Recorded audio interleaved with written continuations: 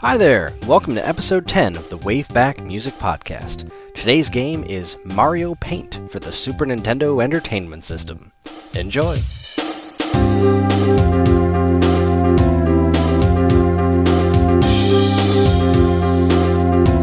Hello again, this is the WaveBack Music Podcast, a show where we listen to and reminisce about some of the best video game music there is. My name is Kris and I am your host. Tonight, as we draw ever closer to the release of Super Mario Maker for the Wii U, I've decided to shine a spotlight on a game that seems to have been a major inspiration for the upcoming Build-A-Game experience. I'm talking about the game that's made painting fun, the game that made music creation easy to grasp, the game that made swatting flies an absolute blast. I'm talking about Mario Paint! Yes, Mario Paint for the Super Nintendo Entertainment System is the focus today. Now, technically there's an infinite music in this game, because it's got its very own music editor built right in. We'll talk about that a little bit later, but the focus today is all about the music that exists within the game from the get-go, and it's some remarkably catchy stuff. Let's start off with some background. Mario Paint was released here in America on August 1st, 1992. In case you're unfamiliar, it's an art program similar to MS Paint, but dripping with Nintendo charm and some really cool extras. There are colors, stamps, brushes, and more at your disposal to draw, color, and even animate images right on your TV screen. It even came bundled with the Super NES mouse to give the player more precise control over what they were doing. Now, it may not seem like a lot today, but back in 1992, having an art program like this that you could fully function on your TV was really one of the coolest things in the world. In addition to the painting stuff, there was also a music maker mode where players were given a basic music staff and a set of instruments ranging from standard to bizarre. We'll be hearing more stuff from that mode later. Finally, you had a built-in minigame called Gnat Attack, where you used the mouse to move around a white-gloved hand and with a fly swatter in it and swat the heck out of passing bugs. It was remarkably fun, and it had some kick-ass music too. Speaking of the music in Mario Paint is credited to Ryoji Yoshitomi, Kazumi Totaka, and Hirokazu Hip Tanaka. It's tough to nail down exactly who was responsible for what, but you can hear the influence of all three of these folks all over the game. Yoshitomi is credited with working on a lot of stuff from the old Game Boy days, like Alleyway, Golf, and F1 Race, as well as some newer stuff like Wii Fit and Wii Play. You may also recognize that name from our previous episode, since he also worked on the music for Mario Clash for the Virtual Boy. Kazumi Totaka has also been mentioned on this podcast before for having been credited as the composer for Virtual Boy Wario Land. Mario Paint is the first game, as far as we know, where his famous Totaka's Song Easter egg can be found. Again, that's to our knowledge. It's popped up in a whole lot of games, and this is the first instance, at the very least, that I'm aware of. Finally, we have Hirokazu Hip Tanaka. I've spoken at length about this gentleman in previous episodes. He is an absolute legend in my eyes, and has written some of the very best video game music in history, including Kid Icarus, Metroid, Balloon Kid, Dr. Mario, etc. There's an extraordinary amount of talent involved in this one, so let's get right to it. The first track of the night is going to be the title screen, and what a title screen it was. It may look plain and simple at first, but if you really wanted to get adventurous and start poking the letters in the actual title, you would get different results. We'll talk a bit more about those in a moment, but first, let's just listen to the basic title screen music. It's catchy, it's fun, and it's just plain awesome. Here's track 1, title screen.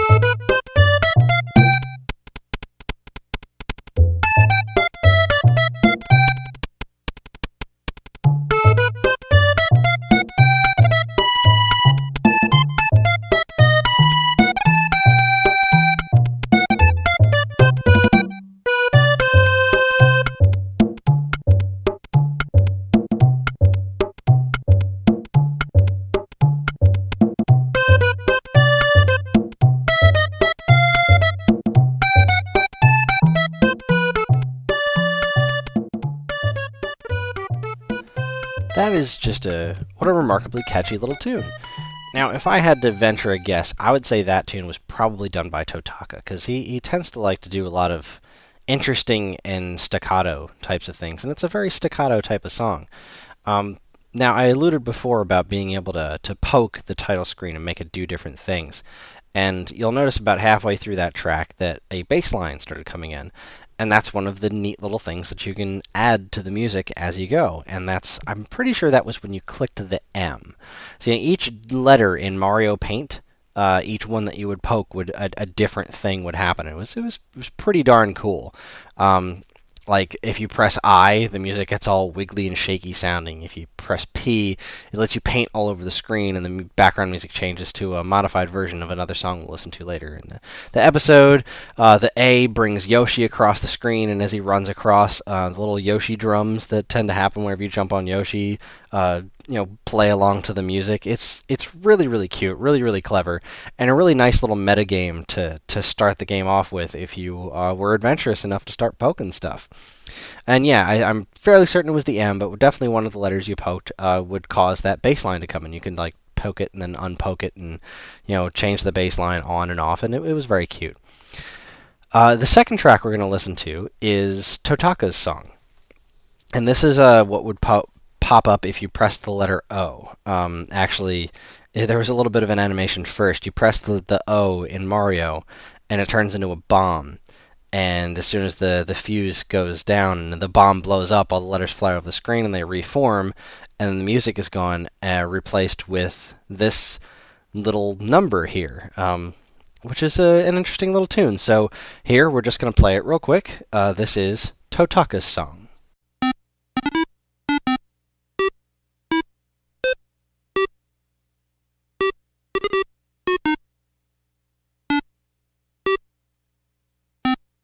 So it's a it's a really straightforward little ditty, and it shows up in a ton of games. It's actually like it's a really interesting Easter egg in a whole bunch of different games. I know another place I found it was in Link's Awakening.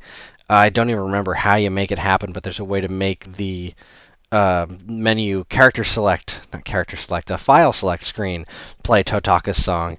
There was even a really interesting video where somebody thought they had found Totaka's song really, really hidden within Wii Sports Tennis, where the different frequency that the ball hits sounded like played in order of the notes of Totaka's song, which is absolute insanity that anyone would even think to piece that together. There's a great, I think the show is called Pop Fiction on GameTrailers.com that's dedicated to finding Totaka's song in Wii Sports, which is just absolute madness. I'll leave a link in the show notes. Definitely worth checking out. But alright, so moving on. After you eventually wind up poking Mario, after you're done playing with all those different letters, you can start up Mario Paint. And before you start the game, a pair of white characters, this little white, almost fleshed out stick figure dudes, are doing sit-ups for some reason. And that little thing you heard at the very beginning of the episode when I introduced the game Mario Paint was one of two different soundtracks that you will hear when these two little guys are doing sit-ups. That was the less common one. 9 times out of 10, when, at least in my experience when starting the game, you would hear this cute little opening demo that we're about to play, which will be our track number 3. But every now and then, you would get that really cool one that ended in Mario Paint. And it's a really cute little animation. They do a handful of sit-ups, and the guy doing the sit-ups, there's another one. The other guy's holding his feet down. The guy doing the sit-ups rolls backwards and then does a handstand, and that's the end of it. And then you start the game. So think about stick figures doing sit-ups, and listen to track 3, opening demo 2.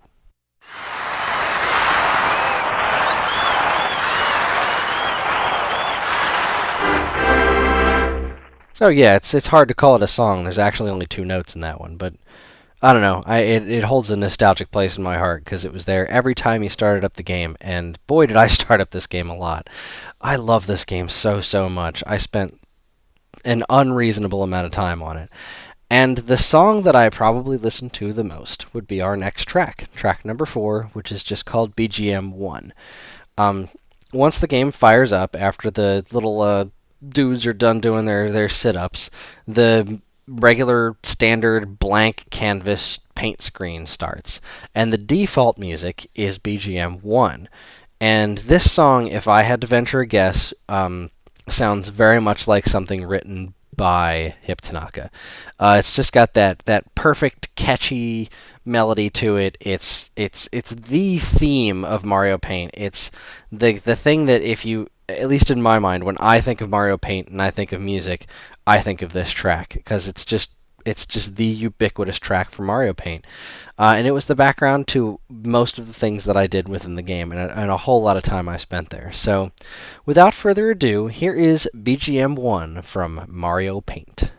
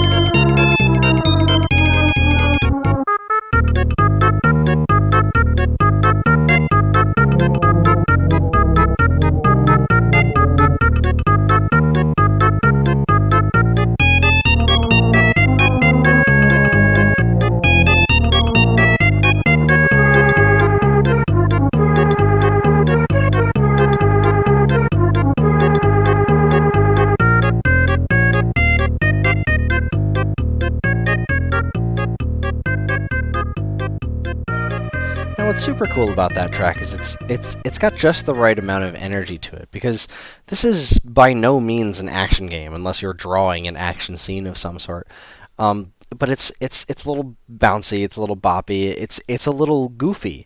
It just kind of it drips with whimsy and fun, which is really what this game seemed to want to invoke more than anything in the world. Is just have fun creating stuff. I mean, it's a Mario game about drawing stuff, so yeah, it's just all about fun and creativity. And this song really encapsulated that extraordinarily well. And again, I'm only assuming this was a Hip Tanaka track. It sounds like something he would write to me, but regardless, whether he wrote it or one of the other two guys wrote it, doesn't matter. It's a darn great song. So, what was neat about the three different background music tracks is that they kind of provided very different types of experiences for drawing, because I guess as somebody who can't draw, I can only guess, but I would assume that you want to be in different mindsets for drawing different things. And if you wanted to treat this art program, if you were utilizing it to express different inspirations, I would guess that you would want different kinds of music. So the next track we're going to listen to, BGM 2, is more of a, it's a little bit more chill. It's got kind of a, I guess kind of a salsa vibe to it, or almost a tango, I don't know. It's fun. It's still just a little goofy and a little oblong, but it's less overtly fun than BGM 1 was. So let's just listen to it. Here is track number 5, BGM 2.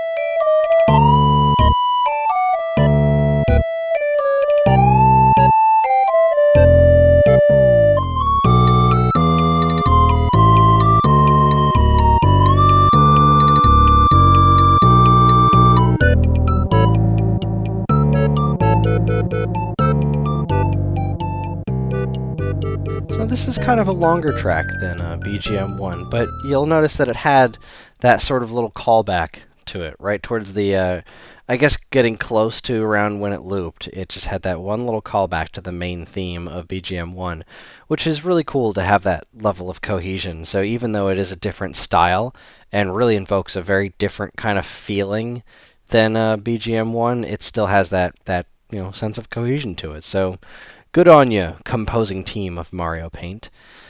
Now we're going to move on to BGM number 3, and BGM 3 is drastically different from the first two. Whereas the first and second ones invoked a very different sense to them, and a very different feeling of what you were working with. This next one is extraordinarily different. Is very, very spacey. It's very much ambient almost. That you'll hear very long stretches where one note will just continue to play consistently before something else happens. It's got a very, very relaxed and spacey vibe to it, and I really, really like this track. And it's interesting that I like it so much now, because I remember being a kid and never, ever wanting to turn this one on, just because it was very bland and very boring to me. And now that I'm a little bit older, I appreciate it for what it is so much more, and I'm really happy to have rediscovered the track, because up until I was doing the preparations for this episode, I didn't have it in my collection of Mario Paint tracks. I actually had to go back and re-download this one, because I never really had it for my own, and I'm glad that I have it now, because listening to it now with fresh ears, it really is a cool song. It's so different. It's actually pretty radically different from anything I think we've ever played on WaveBack, because this is by far the most ambient tune that we've ever listened to. So, here is track number 6, BGM 3. Enjoy.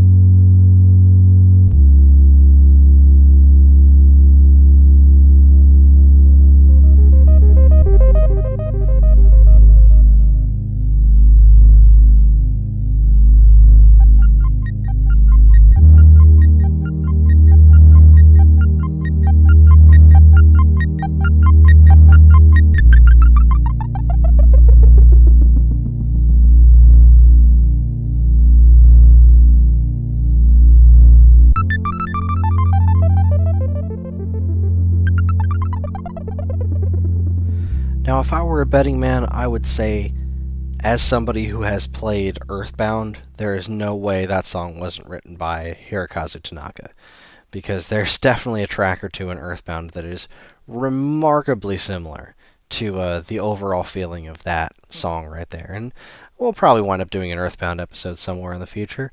But in the meantime, if you haven't played Earthbound, go play it. It's great. At the very least, go listen to the soundtrack. It is remarkable. And that song right there is very much a part of that. And it's so dreamy. It's so out there and spacier than the other two tracks. It's a really remarkable turnaround there. But they all fit for what they were supposed to be, which was just, here's something to put you in the mood to draw and create. And it did a really good job of that. It really, really did. Very, very impressive stuff. So now the next track we're going to listen to is called Special Stamp. Now you had the ability to create your own stamps in this game.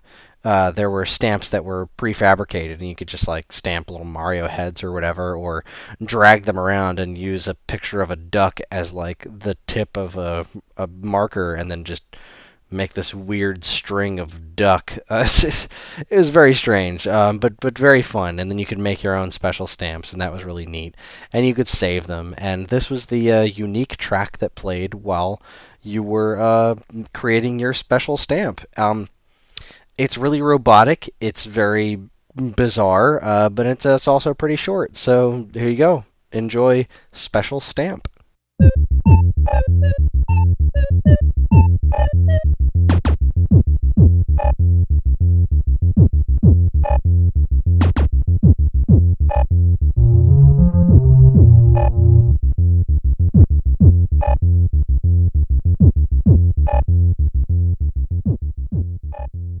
Oh, not exactly the most dynamic sound in the world, but it's still pretty spot on for what you're doing. It had that neat. The back end of this game had this neat little factory kind of sound thing to it. Like anytime you're really, really creating something or saving something, this kind of really reminds me a lot of the save music, which we're going to get to in a little bit. But yeah, I didn't spend a ton of time working on those individual stamps. And when I did spend a lot of time on it, I tended to mute the music, because I felt like that song really got on my nerves after just a little while. But taken in really small bursts, it's a pretty neat little tune. Very, very unique, very bassline heavy. A good time. Anyway, probably the piece of the game that I spent the most time with was the Music Maker stuff. I spent so much time messing with the Music Maker, and there's actually a big online community of people that still use Mario Paint Music Maker to make stuff. And in fact, people have expanded upon it in really, really remarkable ways. There's like a whole new program you can get and download online, and just expand way past the limits that the game set for you, because you couldn't really do like sharps and flats. There weren't 16th notes, and you could only save a certain number of notes at a time. There were a lot of limits on it because it was a Super Nintendo game, and it was designed to be a very rudimentary music making program. But at the same time, even with those limits, it was remarkable what you could create. And it was a lot easier to create things because the game provided you with 3 demo songs to start with. And we're going to kick it off with Music Maker song number 1, which will be our track 8 for the evening. And this is a song you'll probably recognize, just a new fancy version of it created entirely using the tools of the Music Maker program in Mario Paint. So here is Music Maker song number 1. Enjoy.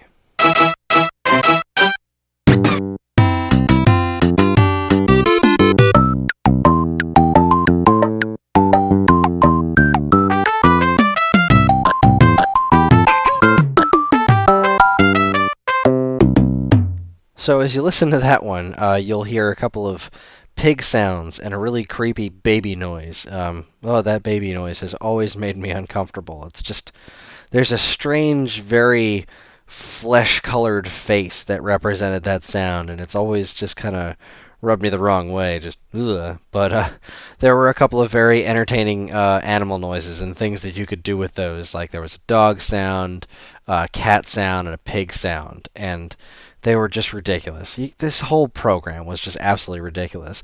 But now that was a song with a clearly defined beginning and end.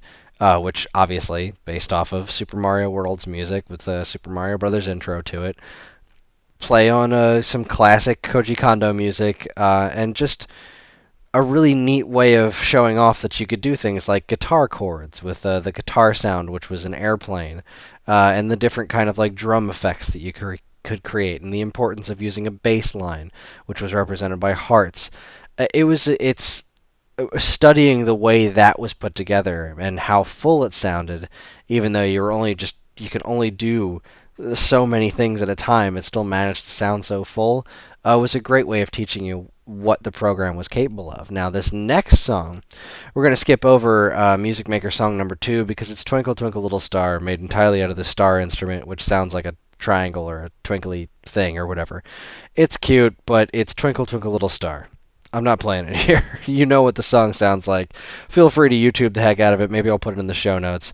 It's adorable, but really, after listening to it once, what more do you need? What's interesting is Music Maker song number 3, because it is a completely original track. As far as I know, I don't think it's based on anything. And it's a looping track, because that was something else that you could do. You could create music that looped, much like video game music in general tends to do. Or you could just have it end, like in Music Maker song number 1. But I dug this track. It's very good at getting stuck in your head, so if it does and you don't like it, I apologize wholeheartedly. But for those of us that do like it, here is track number 9, Music Maker song number 3.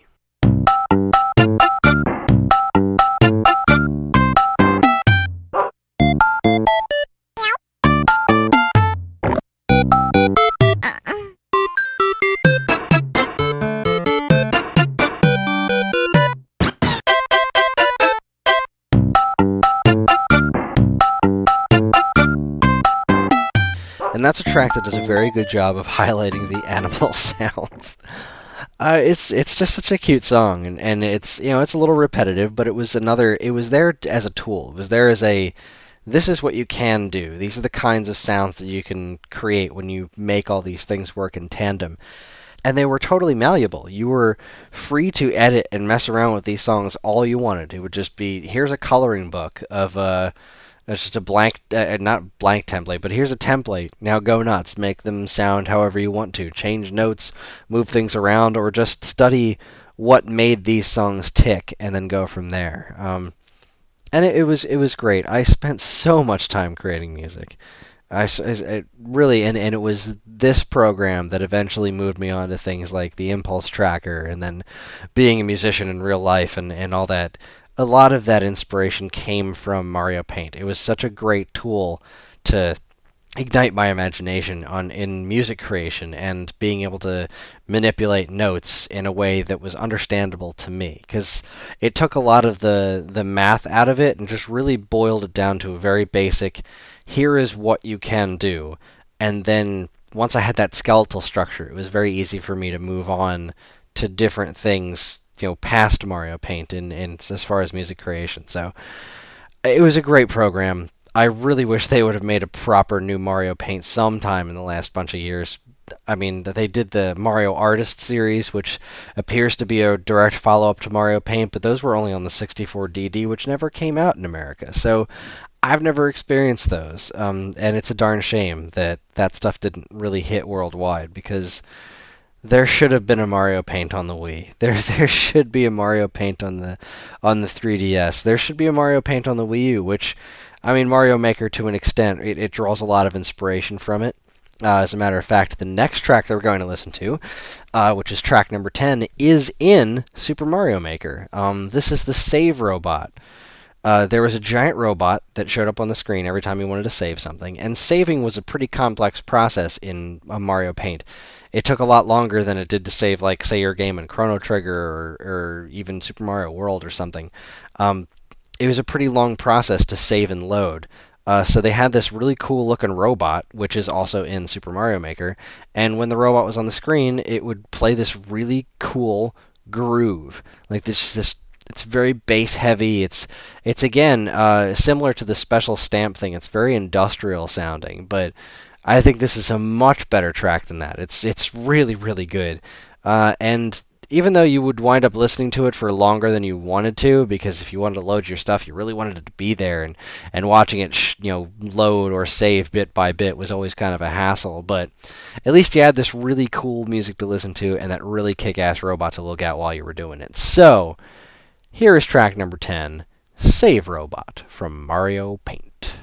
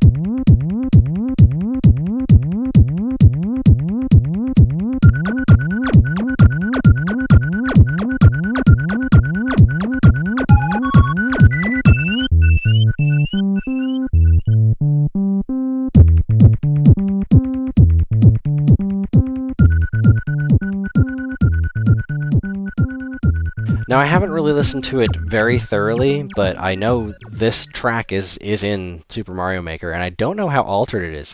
The little bit that I've heard sounds remarkably similar to it, but what a cool track that is. Just really the driving bass line, the kind of it's very repetitive in its own way. It's actually very repetitive in every way. It's very repetitive, but it adds and changes things to such a smart degree that the repetitive nature of it doesn't really seem to bother me so much as it just adds to the overall charm of the piece. And I'm really glad to see that super cool robot is back in Super Mario Maker, because he was a really cool robot. I liked him. He saved my games. Anyway, we're moving into the last leg of the episode tonight, and the remaining songs are all going to be from the secondary mode, Nat Attack. Nat Attack was this separate minigame built within Mario Paint that was 3 stages long and was incredibly fun.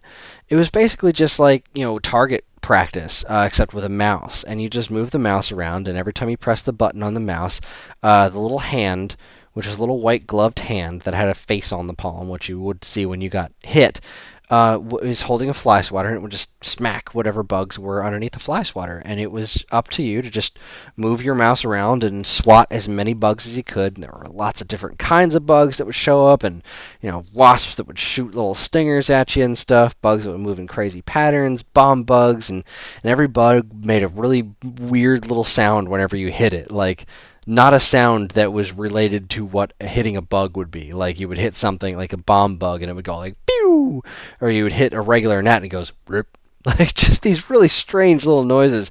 And I'm not really doing an impersonation of a sound effect. Like, the sounds sounded like a dude doing that.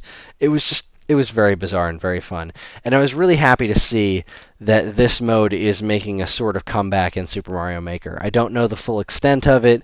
They just released a trailer about it the other day, but it was all in Japanese. I didn't really understand a lot of it. But seeing this mode come back makes me so happy, because I love Nat Attack.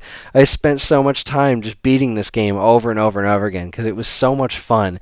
It was just the right amount of challenge. It was really clever. It was just a blast to play. So, like I said, there were 3 stages. All 3 stages had different music. We're going to actually start with Nat Attack Stage 2, and we're going to save Nat Attack Stage 1 because it is my favorite track of the night. It is my track of the night, hands down. Nat Attack Stage number 1 is fantastic, and I really want to end on a high note. Not to say that any of the next couple of tracks are bad, but they're not the level of awesome that is Nat Attack number 1. So, let's start with track number 11, Nat Attack Stage 2. Enjoy.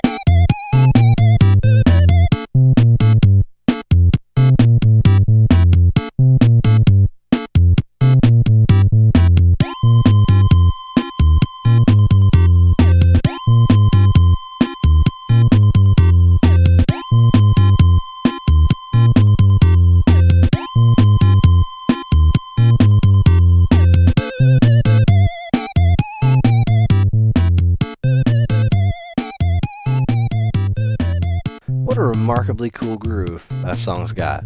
Just really, really, really cool groove. You'll hear the first track a little bit later. The stage one was very energetic. It's real hyper. It's got a very swing music tune vibe to it, and this one just kind of takes things to a little laid back area, which is cute because the stage itself is not very laid back, which is it's fun, but it's as fun. It has that sense of coolness to it that the rest of the tracks do, and man, Nat Attack is fun. So, we're going to move on to track number 12 for the evening, which is Nat Attack Stage 3. Now, this song is very intense, and this stage is very intense. I mean, this is Stage 3. This is as difficult as it gets for Nat Attack, and there are bugs everywhere, swarming from all the corners of the screen, swarming all over the place, and you've just got to swat the heck out of them to the best of your ability. And I got really good at this game. Let me just say, I got really good at Nat Attack. I was able to just demolish this thing like nobody's business. I bet if I plugged it in now, I'd have a much harder time doing it. Boy, I can't wait for Super Mario Maker. But anyway, this is a much more intense song than we've heard prior in the evening. This is just... It's very drum heavy. It's almost not even real song. It's all just percussion. But it sounds really cool, and it's very memorable. So here is track number 12, Nat Attack Stage 3.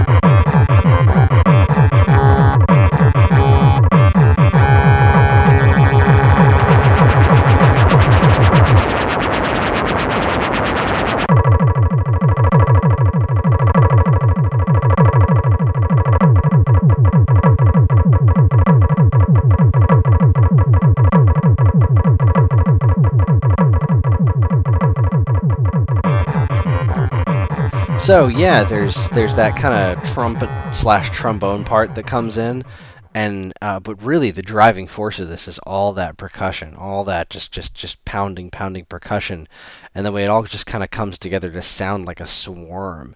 So it almost like represents a swarming bug effect there towards the where the song loops. Really clever, really clever. It's a shorter track, but it doesn't really matter. It's all about intensity, and when you're playing this stage, the last thing you're thinking about is really paying attention to the music because there's so many bugs to hit. But it all culminates into the Nat Attack boss. Now this is a big, I don't know, gray bee-looking thing. Shows up in all three stages, and he's obviously hardest in Stage 3. And this character definitely makes a comeback in Super Mario Maker. I saw him with my own two eyes. I'm very happy to see him back. He's kind of tough. He makes a really weird sound when you hit him, just like all the other bugs in the game. But his boss music is really goofy. So no matter what stage you're playing, once you get to the actual boss music, it's just kind of goofy. But it's a really fun boss mode, and coupled with the silly faces he makes when you smack him with the fly swatter and the funny sounds he makes, it's absolutely perfect for what the game's going for. So here is track number 13, Nat Attack Boss.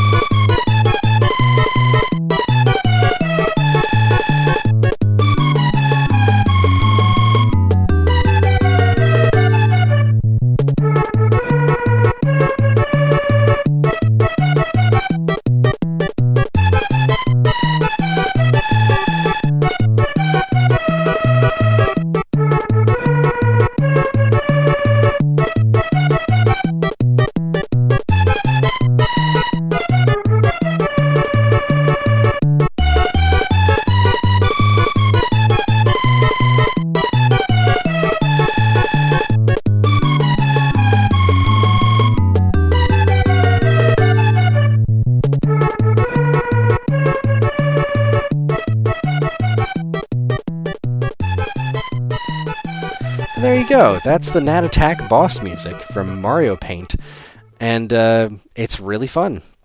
It's just like the rest of this game. It's just all about fun, and I hope you've enjoyed how really remarkably different all these different tracks are from one another, because this is a game about creation. It's really nice to see that it went in so many different directions when it came to the music. Like, it's all cohesive, but at the same time, there's tracks are very different from one another. It really runs the gamut, and it's such a clever game. Such a clever game. I love it to death. So we've got 2 more tracks. The next track is going to be very, very short. It's just a cute little ditty that I enjoy very much, and it's the ditty that plays when you clear a stage in Nat Attack. You finally you beat the boss, the bug, and he explodes into a bunch of different pieces, and then there's a little bug floating around, and a bunch of white hands clapping at the bottom of the screen, and Mario runs across and does a little, punch jump that he does, and hits the gnat, and it flies away. And it's cute. It's just adorable. I love it. I love it so very much. It's a very simple song, but it's a great stage clear song. Again, I would bet dollars to donuts this was a Hip Tanaka track, because it just reeks of his clever nature of really great stage clear tunes. So here is track number 14, Stage Clear.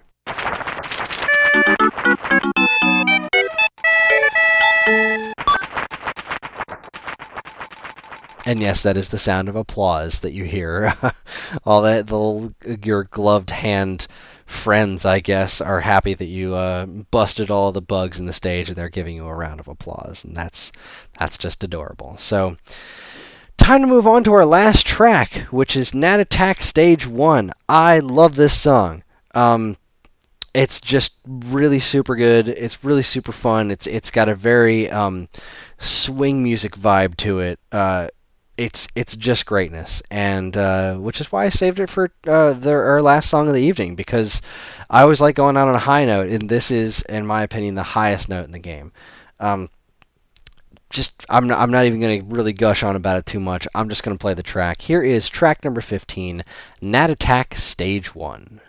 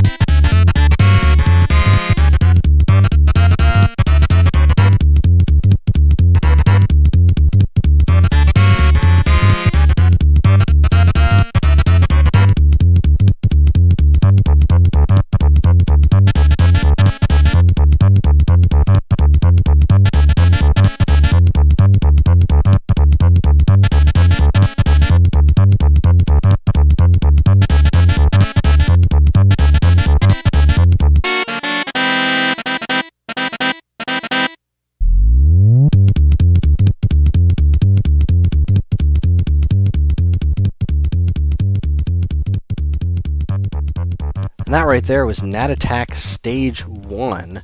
A very jazzy tune, got lots of great energy to it, really cool drum beat. Sounds very much, as my wife pointed out, like something that you would hear out of the Donkey Kong Country soundtrack. It definitely has a David Wise feel to it. It's just that has that good energy. You could totally picture Donkey Kong jumping around. It's got a lot in common with the Jungle Japes theme that Donkey Kong Country is known for. But it's just a fun tune. I really love listening to it. I love playing Nat Attack to it. I love swatting flies with it. And I would be lying if I said that every time I pick up a fly swatter, that song doesn't pop into my head for at least a second, because it's just super awesome and super fun. But thank you very much for listening. That's our show. Tune in next time, where we'll be continuing Geekade's love of all things Metal Gear by taking you all the way back to the very beginning of the saga with the original Metal Gear for NES. And don't forget to check out our other upcoming Metal Gear Month articles, including a new Think Tank piece by John Heacock, the same gentleman who wrote that really cool piece about PT and its disappearing off the PlayStation Network, as well as a new Lost in Time piece about the grossly underplayed Metal Gear Solid for Game Boy Color. It's all in honor of the release of Metal Gear Solid 5, because we love us some Metal Gear, and you should too. As always, I'd love to hear everyone's thoughts and memories of these games, so if you like, you can send them to mail@geekade.com. If you've enjoyed the show, you can check us out on all of the regular social media channels like Twitter and Facebook, which you should totally follow, like, and subscribe to if you haven't already. And while you're at it, check out all the other great content we have over on our site at geekade.com. Thanks again for listening, and have a great night.